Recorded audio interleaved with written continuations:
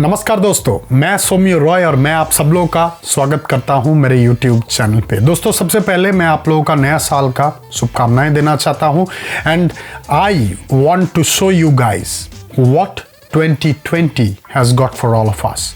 Let's go ahead and check it out. The year 2020 finally ended और दोस्तों, जो भी खराब होना था वो हर एक चीज, हर एक खराब पहलू हम लोगों को 2020 ने दिखाया है। अब बात कर लीजिए कोविड-19 पेंडेमिक का, you can talk about global recession, you can talk about unemployment, you can talk about deaths, everything negative what can happen has happened with all of us, and we all have seen this 2020 as a very negative year for all of us. And मुझे ये लगता है ये जो काला छाया 2020 का जो काला छाया है, ये बेसिकली डिजिटल एसेट्स को भी एक तरीके से हिला दिया है। अब देखिए, जो कि पहले नहीं था, क्रिप्टो इंडस्ट्री में बहुत ज़्यादा परिमाण में, बहुत ज़्यादा मात्रा में आप लोगों को दिखेगा कि इंस्टीट्यूशनल इन्वेस्टर्स का नज़र पड़ चुका है, and which actually made this assets more volatile and risky. क्योंकि आप लोगों को यह भी पता है कि रिसेशन के कारण ग्लोबल इकोनॉमिक कंडीशन जो है वो भी बहुत ही खराब स्थिति में है, और उसीलिए क्रिप्टो एसेट्स पे आज के डेट में हर किसी का नज़र है, and it's really attracting a lot of institutional investors, है ना। After the spring crash, large investments in cryptocurrencies began to appear. मतलब ये जो फाइनेंशियल डाउन टाइम था, इसके बाद से आप लोगों को दिखेगा कि, या आप लोगों को दिखा होगा मेरे हिसाब से, कि क्रिप्टो इंडस्ट्री में बहुत ज़्यादा इन्वेस्टमेंट आना शुरू हो चुका है और बड़े बड़े प्लेयर यहाँ पे इन्वॉल्व्ड हैं। बहुत बड़े बड़े इन्वेस्टर्स, बहुत बड़े बड़े कॉरपोरेशंस यहाँ पे क्रिप्टो इंडस्ट्री पे, क्रिप्टो करेंसी पे इन्वेस्ट करने पे लगे हुए हैं। मैं कुछ एग्जांपल्स आप लोगों को देना चाहता हूँ। Investment giant MicroStrategy actually bought 70,470 BTC, which is approximately $1.125 billion of investment. क्या आप लोग समझ रहे हो कितना बड़ा स्केल का एक इन्वेस्टमेंट है? और आगे बढ़ते हैं, देखते हैं कि और किसने क्रिप्टो करेंसी पे या BTC पे इन्वेस्ट किया है। On the other hand, guys, Grayscale Investments, they actually manages $13 billion worth of crypto assets. Huge number. And recently ये भी पता चला है, Rafa Investment with assets worth $27 billion, they acquired close to $740 million worth of bitcoins. Can you just imagine this kind of investments? और सबसे हैरान करने वाला बात तो अभी मैं आप लोगों को बताने वाला हूं।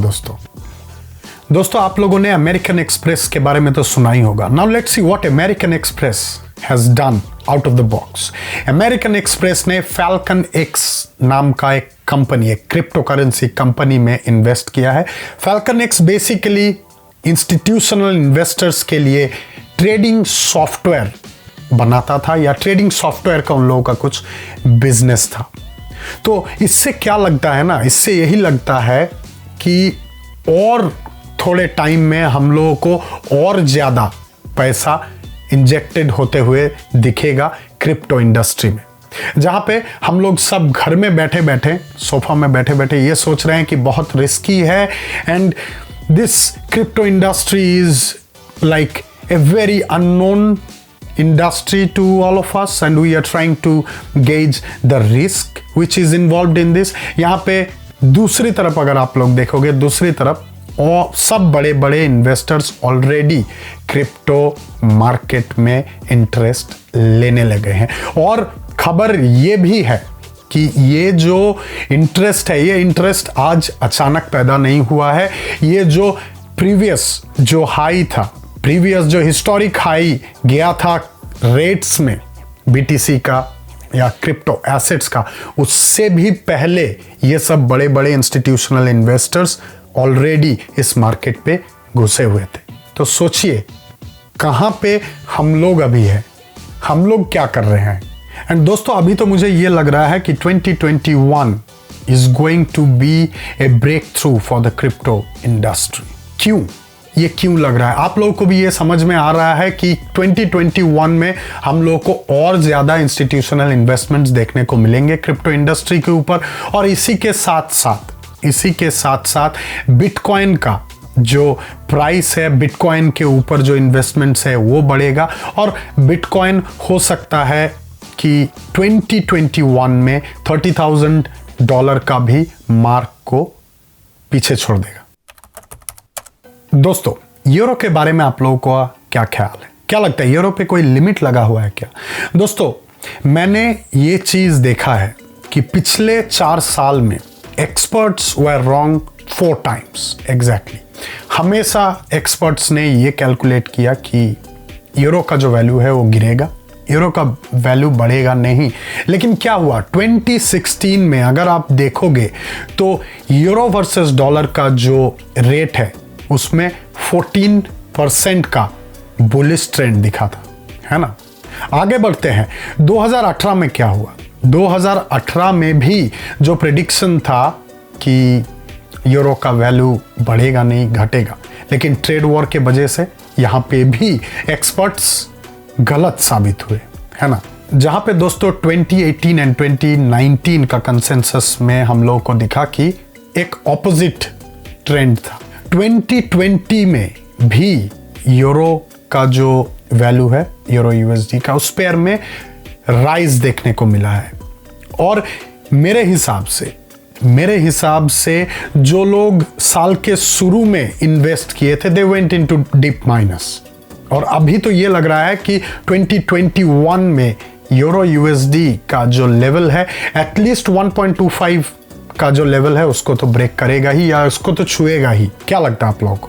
The fading of upward movement of the main currency pairs will be categorically equivalent with fades reaction, क्योंकि यहाँ पे जो लॉज हैं या फेडरल डिपार्टमेंट का जो आउटलुक है ये पूरा का पूरा एक अलग ही तरीके से काम करेगा।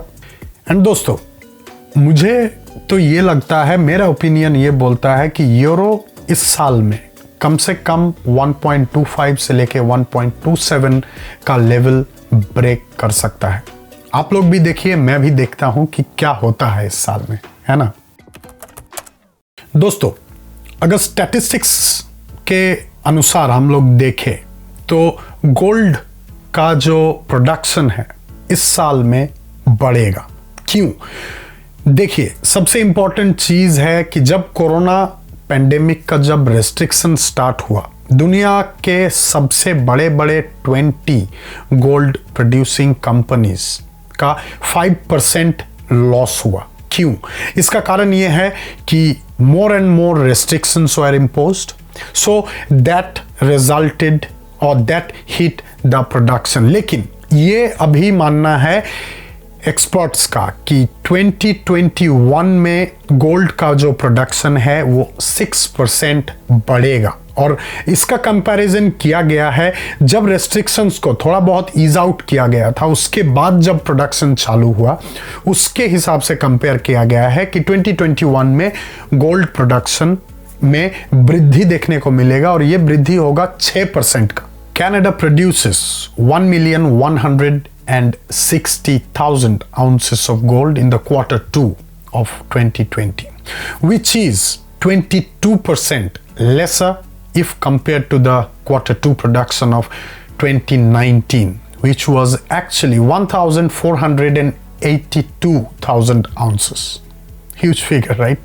Quebec gold production fell down 32% in Q2 of 2020 if compared to the production of Q2 2019, and at the same time Ontario gold production fell down to 17%. On the other hand guys, third quarter of 2020 showed some record production in gold. All gold mining companies, all gold producing companies, they actually wanted to be the best, because जब production hit हुआ 2020 quarter 2 में, जब restrictions ज़्यादा था, उस time जो gap create हुआ, उस गैप को हर एक कंपनी फिल करने में लगे हुए थे in the quarter 3 of 2020 and which boosted in the performance, which boosted in the production of gold as well.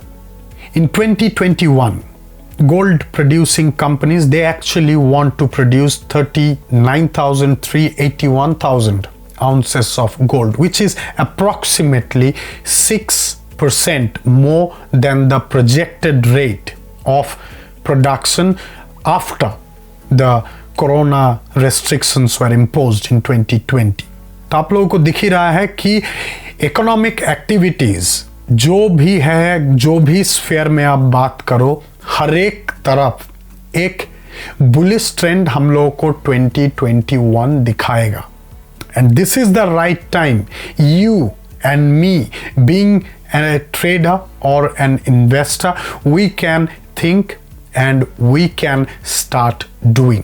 क्योंकि जब भी ये कोरोना पेंडेमिक का जो असर है फेड होते जाएगा, तभी हम लोगों को इकोनॉमिक डेवलपमेंट, तभी हम लोगों को प्रॉफिट, तभी हम लोगों को हर एक जॉनर में, हर एक फील्ड में एक बुलिश ट्रेंड दिखेगा ही दिखेगा. यही एक इकोनॉमी को सरवाइव करके रखता है. डाउन टाइम, उसके बाद जो बुलिश ट्रेंड आता है, उसमें आपको, मुझे और हर एक किसी को हिस्सा बनना है. So think about it carefully. दोस्तों, अगर वीडियो अच्छा लगा हो तो वीडियो को लाइक कीजिए, वीडियो को शेयर कीजिए, चैनल को सब्सक्राइब करना मत भूलिए, बेल आइकन का दबाना मत भूलिए. फिर मिलेंगे अगले हफ्ते एक नया वीडियो के साथ, कुछ नए इंटरेस्टिंग फैक्ट्स के साथ. मुझे आज्ञा दीजिए. नमस्कार. जय हिंद.